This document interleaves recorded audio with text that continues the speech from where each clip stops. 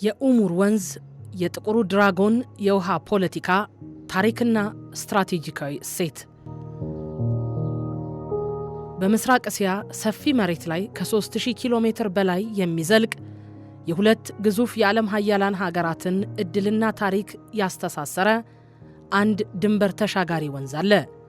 ሩሲያውያን ኡሙር ይሉታል፣ ቻይናውያን ደግሞ ሃይሎንግጂያንግ ወይም የጥቁሩ ድራጎን ወንዝ ብለው ይጠሩታል።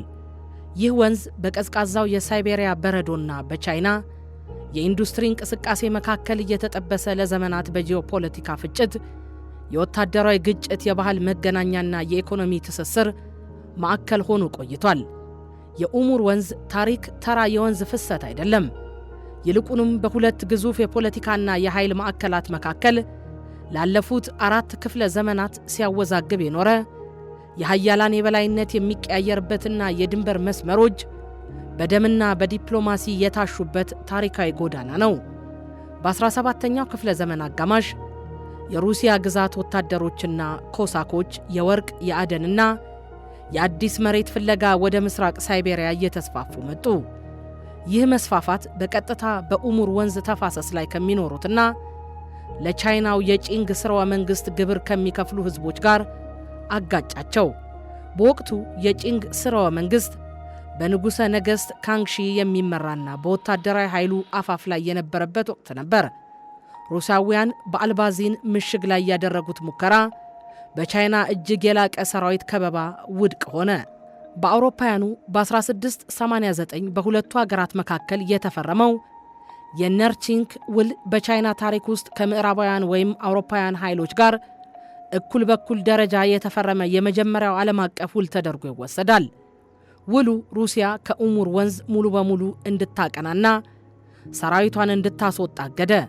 በመሆኑም የኡሙር ተፋሰስና በሰሜን በኩል ያሉት ሰፊ መሬቶች ሙሉ በሙሉ በቻይና ቁጥጥር ስር ለሚቀጥሉት 170 ዓመታት ቆዩ። በ19ኛው ክፍለ ዘመን አጋማሽ ላይ የኃይል ሚዛኑ ሙሉ በሙሉ ወደ ሩሲያ አደላ። ቻይና በምዕራባውያን ኃይሎች በተከፈተባት የኦፒየም ጦርነቶችና በውስጥ በበቀለው የታይፒንግ አማጽያን ህዝባዊ አመፅ እጅግ ደክማና ተሰላችታ ነበር። የሳይቤሪያ ጠቅላይ ገዢ የነበሩት ካውንት ኒኮላይ ሙራቪ የቻይናን ድክመት በመመልከት ያለምንም ጥይት ተኩስና ሌሎች ግርግሮች ወታደሮቻቸውን ወደ ኡሙር ወንዝ አሰፈሩ። በአውሮፓውያኑ በ1858 የተፈረመው የአይጉን ውል በመቀጠልም በ1860 በፔኪንግ ውል የተረጋገጠው በቻይና የታሪክ መጽሐፍ ውስጥ ከባድ እኩል ያልሆነ ውል ተብሎ ይመዘገባል። ሩሲያ ከኡሙር ወንዝ ሰሜናዊ ክፍል የሚገኘውን ከ600,000 ስኩዌር ኪሎ ሜትር በላይ ስፋት ያለው መሬት በአንድ ጀንበር ጠቀለለች።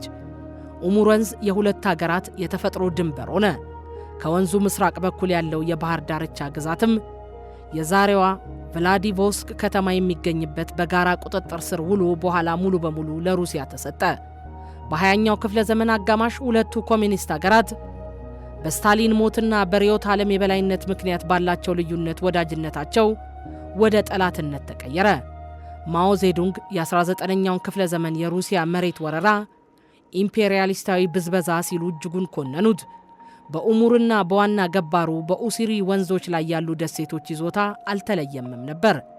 ቻይና በዓለም አቀፍ የውሃ ሕግ መሠረት የድንበር መስመሩ በወንዙ ዋና የማለፊያ መስመር መሃል ላይ ማለፍ አለበት ስትል፣ ሶቪየት ኅብረት ደግሞ ደሴቶቹ ሙሉ በሙሉ የኔ ናቸው የሚል አቋም ያዘች።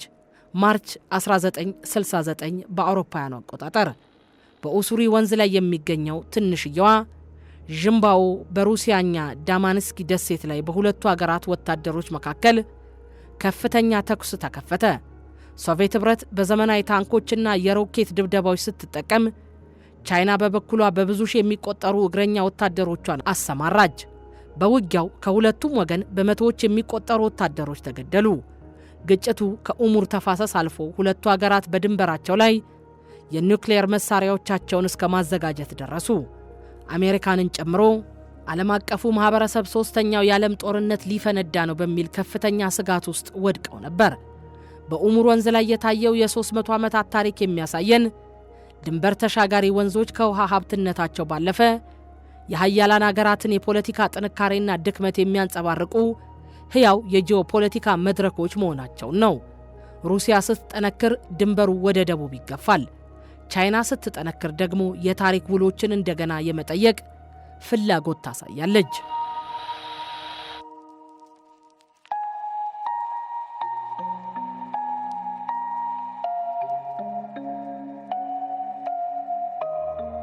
የኡሙር ወንዝ ተፋሰስ በዓለም ላይ ካሉ ድንበር ተሻጋሪ የውሃ አማራጮች ውስጥ እጅግ ልዩና ውስብስብ የፖለቲካ የጂኦፖለቲካና የኢኮኖሚ ባህር ያለው። በኡሙር ተፋሰስ ላይ ከሚታዩት ትልልቅ ተፎካካሪ ሁኔታዎች አንዱ የስነ ህዝብ አለመመጣጠን ነው። ሩሲያ በወንዙ ሰሜናዊ ክፍል በኩል ባለው የሳይቤሪያና የሩቅ ምስራቅ ግዛት የህዝብ ቁጥር እጅግ አነስተኛ ነው። ይህም ሞስኮ በግዛቷ ላይ ባላት የረዥም ጊዜ ቁጥጥርና ደህንነት ላይ አሁንም ቢሆን የራሱ የሆነ ስጋት እንዲኖራት አድርጓል። ቻይና በአንጻሩ በወንዙ ደቡባዊ ክፍል በሚገኘው የቻይና ግዛት ከፍተኛ የህዝብ ጥግግት ይታያል። ይህ በርካታ ህዝብ ደግሞ ለግብርና፣ ለኢንዱስትሪና ለዕለታዊ ህይወቱ ሰፊ የውሃና የተፈጥሮ ሀብት ፍላጎት አለው። ሁለቱ ሀገራት ወንዙን ለተለያዩ የኢኮኖሚ ግቦችም ይጠቀሙበታል።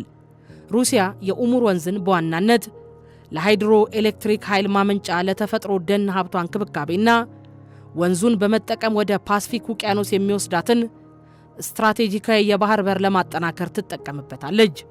ቻይና ደግሞ የወንዙን ውሃ ለሰፊ የግብርና መስክ፣ ለኢንዱስትሪ ማሽን እንቅስቃሴዎችና የወንዙን መስመር በመጠቀም የሸቀጥ ትራንስፖርትን ለማስፋፋት ትገለገልበታለች።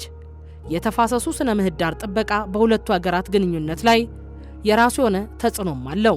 ከቻይና በኩል ፈጣን የኢንዱስትሪ እድገት ጋር ተያይዞ ወደ ኡሙር ወንዝ የሚለቀቁ የኬሚካል ቆሻሻዎች፣ የውሃ ብክለቶች በሩሲያ በኩል ባሉ የድንበር ከተሞችና በወንዙ ሕያው አካላት ላይ ትልቅ ስጋት ደቅነዋል። ቻይና እያደገ የመጣውን ፈጣን የኢንዱስትሪና የኢኮኖሚ እንቅስቃሴ ከወንዙ ጥበቃና ከተፋሰሱ የውሃ አጠቃቀም ሕጎች ጋር አጣጥሞ የመሄድ ትልቅ የፖሊሲ ፈተና እንዳለባት ይታመናል። ከብዙ ዓመታት ውጥረት በኋላ በአውሮፓውያኑ በ2004 ሁለቱ ሀገራት የታሪካዊ ድንበር ስምምነት በመፈራረም በኡሙር ወንዝ ላይ የሚገኙትን ታራባሮቭና ታላቁ የሄሻ ዚያዚ ደሴቶችን በግማሽ ተካፍለው ድንበራቸውን ሙሉ በሙሉ ዘጉ። ይህ በዓለም አቀፍ የውሃ ዲፕሎማሲ ውስጥ ትልቅ ስኬት ተደርጎ ይወሰዳል። የኡሙር ወንዝ የፖለቲካ ድንበር ብቻ ሳይሆን ስሱ ስነ ምህዳር ያለው ወንዝ ነው።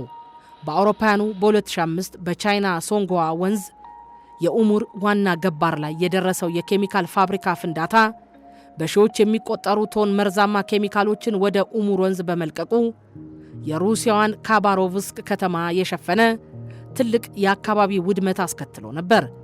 ይህም በሁለቱ ሀገራት መካከል የጋራ የውሃ ጥራት መቆጣጠሪያ ዘዴዎች እንዲፈጠሩ ምክንያት ሆኗል። ከቅርብ ዓመታት ወዲህ በሩሲያዋ ብላጎቬሽ ቸንስክና በቻይናዋ ሄሂ ከተሞች መካከል በኡሙር ወንዝ ላይ የተገነቡት የመጀመሪያው የሐዲድና የመኪና ድልድዮች የሁለቱን አገራት የንግድና ስትራቴጂካዊ አጋርነት አዲስ ምዕራፍ ላይ አደርሰውታል።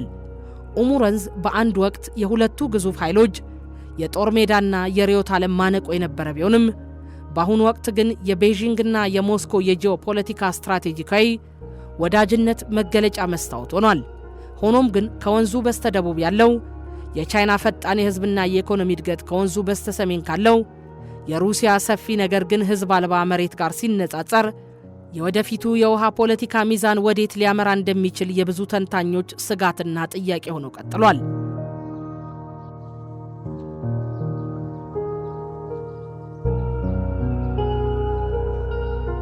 ኡሙር ወንዝ የሁለት ዓለም አቀፍ ኃያላን ድንበር ብቻ አይደለም፣ የበርካታ ዓለም አቀፍ የታሪክ የፖለቲካና የጂኦፖለቲካ አጥኚዎች የምርምር ማዕከልም እንጂ።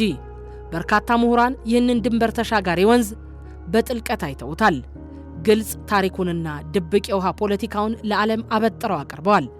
የታሪክ አጥኚው ቪክቶር ስቴሌቪ ወደ ኡሙር ወንዝ በተሰኘው ታዋቂ ሥራቸው ሩሲያ በ19ኛው ክፍለ ዘመን ወደ ኡሙር ተፋሰስ የተደረገውን ወታደራዊና ዲፕሎማሲያዊ መስፋፋት በጥልቀት መርምረዋል። ሌቪን እንደሚያስረዱት ሩሲያ የኡሙር ወንዝን ለመቆጣጠር ያደረገችው ጉዞ የተፈጥሮ ሀብት ፍላጎት ብቻ አልነበረም።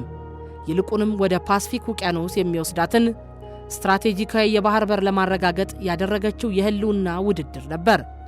የአይጉን ውል እንዴት የቻይናን ድክመት በመጠቀም እንደተፈረመና የወንዙን ጂኦፖለቲካዊ ካርታ እንደቀየረው በጥንካሬ ያብራራሉ። የሩሲያ የሳይንስ አካዳሚ የሩቅ ምስራቅ ታሪክና ህዝቦች ኢንስቲትዩት ዳይሬክተር የሆኑት ዶክተር ቪክቶር ላሪን በኡሙር ወንዝ ዙሪያ ስላለው የዘመናዊ የውሃ ፖለቲካና የድንበር ስጋት በርካታ ጥናቶችን አሳትመዋል። ዶክተር ላሪን በጥናታቸው ላይ እንደሚያመለክቱት በኡሙር ወንዝ ደቡባዊ ክፍል የሚገኘው የቻይና ፈጣን የህዝብና የኢኮኖሚ እድገት ከሰሜናዊ የሩሲያ ህዝብ አልባ ግዛት ጋር ሲነጻጸር በሞስኮ ዘንድ የረዥም ጊዜ የደህንነት ስጋት ደቅኗል። ወንዙ በአሁኑ ወቅት የሰላም ቀጠና ቢሆንም የስነ ህዝብ አለመመጣጠኑ የወደፊት ግንኙነት ላይ ጥላ ማሳደሩ አልቀረም። የታሪክና የዓለም አቀፍ ግንኙነት ፕሮፌሰሩ ፍራንክ ጃኮብ በኡሙርና በኡሱሪ ወንዞች ዳርቻ ስለተካሄዱት የድንበር ግጭቶች ሰፊ ትንተና አቅርበዋል። ፍራንክ ጃኮብ እንደሚያብራሩት በአውሮፓውያኑ በ1969 በኡሙር ገባር በሆነችው በዥምባኦ ወይም ዳማንስኪ ደሴት ላይ የተቀሰቀሰው ወታደራዊ ግጭት ተራ የድንበር ይዞታ ውዝግብ አልነበረም። ይልቁንም በዓለም አቀፍ የውሃ ህግ ትርጉም ማለትም የወንዝ ድንበር በዋናው ማለፊያ መስመር ላይ ያልፋል ወይስ አያልፍም በሚለው መርህ ላይ የተነሳና ሁለቱን አቶሚክ ቦምብ ታጣቂ ሀገራት እስከ ኒውክሌር ጦርነት ፍጥጫ ያደረሰ ታሪካዊ ክስተት እንደነበር ያሰምሩበታል። የአካባቢ ጥበቃና የተፋሰስ አጥኚዎች በኡሙር ወንዝ ላይ የሚታየውን የኢንዱስትሪ ብክለትና የውሃ ጥራት ቀውስ በተመለከተ ሳይንሳዊ ወረቀቶችን አሳትመዋል። በተለይም በአውሮፓውያኑ በ2005 በቻይና ሶንግሃ ወንዝ ላይ ከደረሰው የኬሚካል ፍንዳታ በኋላ የተደረጉ ጥናቶች እንደሚያሳዩት ኡሙር ወንዝ የፖለቲካ መከፋፈያ ብቻ ሳይሆን ሁለቱ ሀገራት በጋራ ሊጠብቁት የሚገባ ስሱ ህይወት ያለው ተፋሰስ ነው። ጥናቶች ሁለቱ ሀገራት ከፖለቲካ ውጥረት ወጥተው የጋራ የብክለት ተቆጣጣሪ ምክር ቤት እንዲያቋቁሙ መንገድ ጠርጓል። የኡሙር ወንዝ ታሪክ የሚያስተምረን ትልቅ ሀቅ አለ። ድንበር ተሻጋሪ ወንዞች በኃይልና በጦርነት ሲያዙ የደም ምድር ይሆናሉ። በዲፕሎማሲና በሳይንሳዊ ትብብር ሲመሩ ደግሞ የልማትና የሰላም ድልድይ ይሆናሉ።